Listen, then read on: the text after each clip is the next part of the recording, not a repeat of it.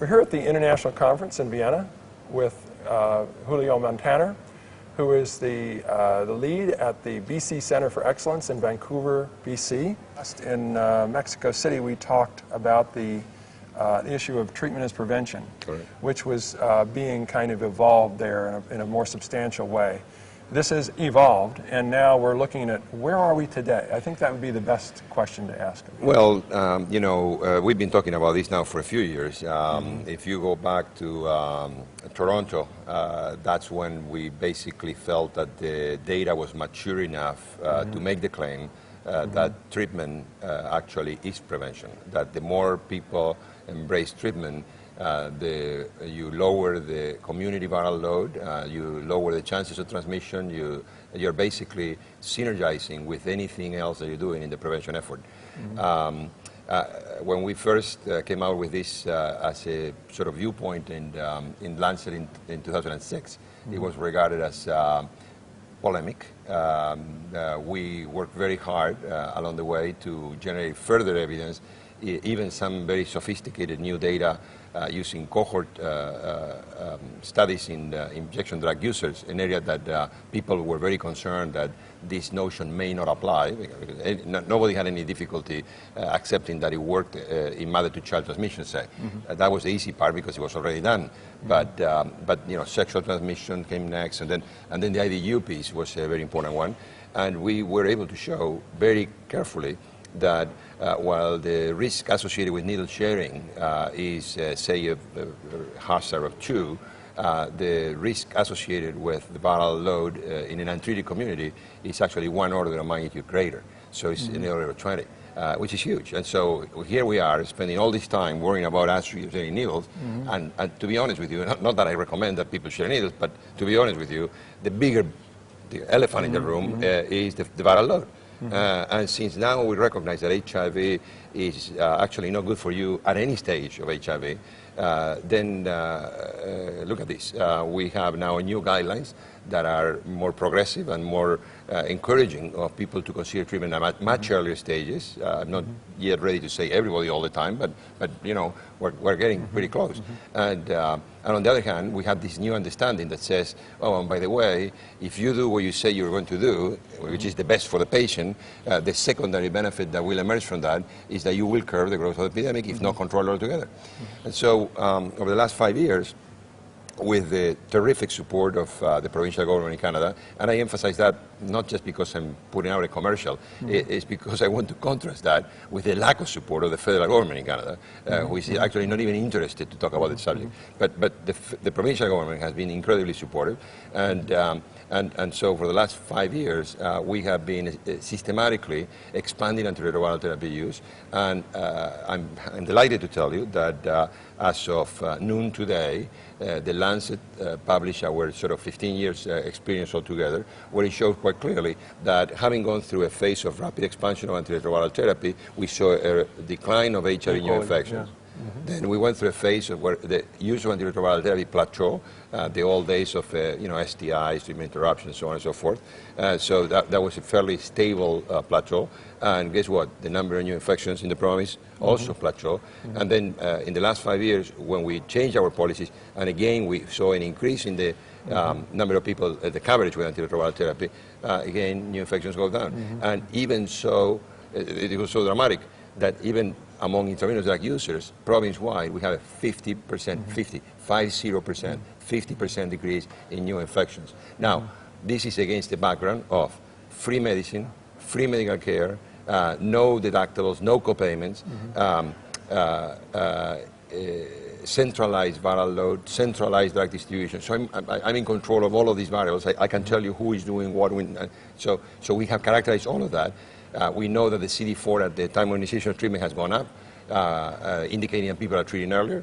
And we also know that in the province, every year we're testing more and more and more. So it's not like we're finding less cases because we're testing less. No. Despite the fact that we're testing more, we're finding less. And finally, we looked at hepatitis C, HIV, syphilis, and chlamydia as markers of risky behaviors in our community. And none of them have changed dramatically. In fact, if anything, we have a problem with syphilis. Syphilis continues to go up. And yet, despite a background high level of risky behavior, if you want to put, or even increasing in some instances, what you're seeing is that fairly substantial and dramatic decreases in HIV. And when you look at it mathematically, the estimate is that for every 100 cases of HIV that you treat, you basically save yourself 3 new infections per year, which at the end of the day, as you can imagine, if the lifetime therapeutic cost of one infection is, the American numbers are somewhere between $500,000 and $1 million, and I take whatever number you want. It's huge. That pays for the whole thing. So when the Premier Gordon Campbell saw that, he said, look, this is good for the patient or the person. This is good for the public or the public health. This is good for the purse, for the people's purse. So why are we having this discussion? It is a head scratcher. And at the end of the day, we put this forward to the federal government, hoping that it would be informing the discussions at the G8 in Muskoka and in the G20 in Toronto. And quite simply, the federal government said, we're not interested. And I have to tell you that, contrast that with Michel Sidibe, the director of the UNAIDS program. Michel met with us. He looked at the data. We examined every possible angle. And Michel said, Julio, this is the way forward. And so he crafted the notion of treatment 2.0, building within it the notion of treatment as prevention. So today, Michel Sidibe will tell you, this is not about spending money on treatment. This is about investing money on treatment as a means to do the best for the people, the best for public health, and the best for the fiscal bottom line. I mean, this is a fantastic story. And somehow, people are going around saying, well, can we afford this? No, it's not can we afford it. We can't not afford it. Exactly. We cannot not afford it. This is the same as the fiscal crisis. When the fiscal crisis occurred, nobody asked, can we afford $1 trillion to bail Greece? Can we afford billions and billions to bail the automotive industry? No, they had to do it, and they found the money. If we don't do it, the AIDS mortgage will go so much bigger that it will be devastating. I'm hopeful that these demonstration projects like you, and then we had San Francisco with Mount Polly's Douglas and the Health Department of San Francisco, Washington, D.C. and New York, the next steps are using those to convince the country.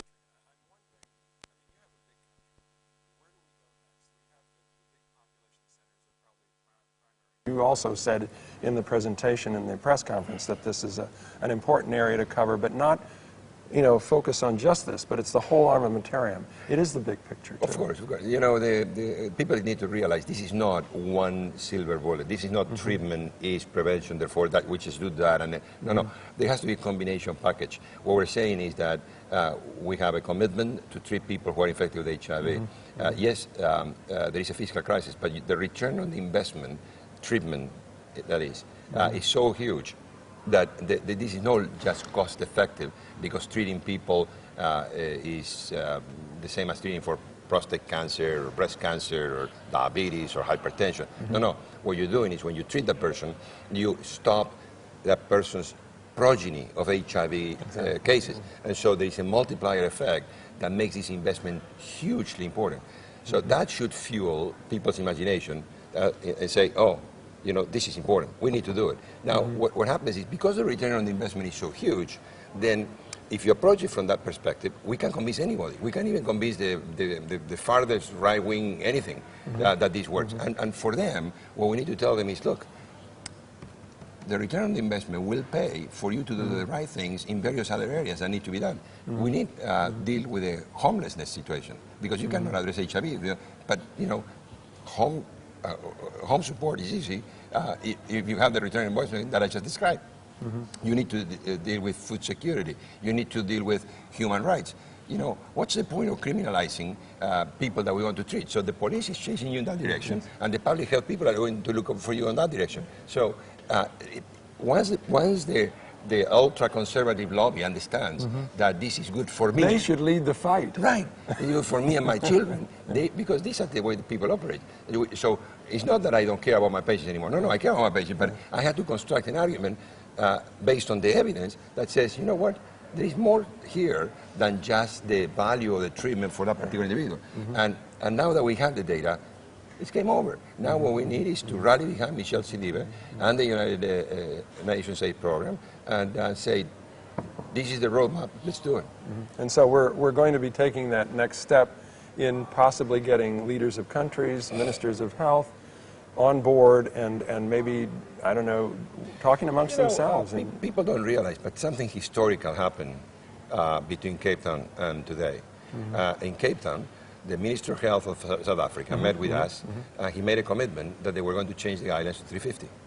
At a time where people were saying, this is crazy, it cannot be done. Well, you know what, he did it. He also called me aside and he said, Julio, and by the way, you had to help us to find the financing because we don't have the money. And I said, don't worry, treatment as prevention will create the argument and the framework for us to lobby for the funding.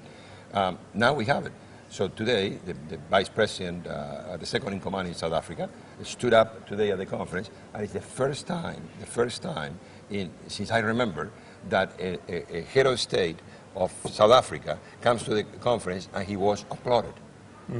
He got a standing ovation. And you know why? Because he's doing the right things. And he's calling for leaders elsewhere to do the right thing. And he's saying, and you know, I'm not saying South Africa is perfect, but what I'm saying is they are taking the right steps based on the treatment 2.0 notion, which basically says treat more, prevent more, stop people from dying, stop people from getting sick, and you know what? You get a healthy society and you control the epidemic.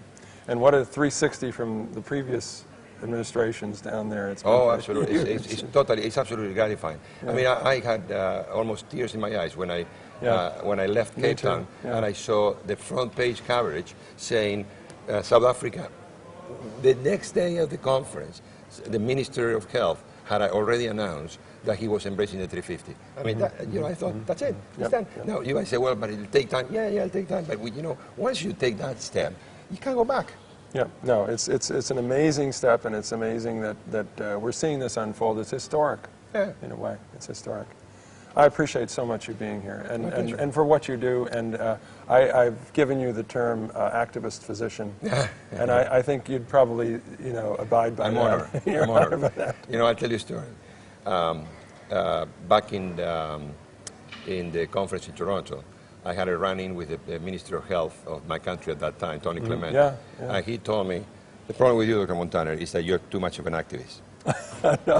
And I told him... That's a great problem to have. I'm honored. Because if my research is not implemented, and I ignore the fact that you, as the Minister of Health, you're not doing what you should be doing, then I am the criminal negligence. As it is, that's his problem. I like that term, criminally negligent. I think Stephen Lewis used that a few times because it's so powerful. It's really what it's about. Well, you know, the G8 made a promise of universal access. Stephen Harper omitted to make a central theme of the G8 discussion the issue of AIDS. He hasn't told us yet how are you going to fix this problem. And we invited him to give the plenary here to report on the G8, and he told us that he was too busy. He wouldn't come. So when you make a promise, when you are halfway there, and when you walk away from it, knowing who are the people that need the support, who are the people that are infected, who are the people that are dying, and you make a value judgment that their life doesn't matter, that's criminal negligence. This is not an accident. We can't forgive it. Exactly. Thank you so much for being here.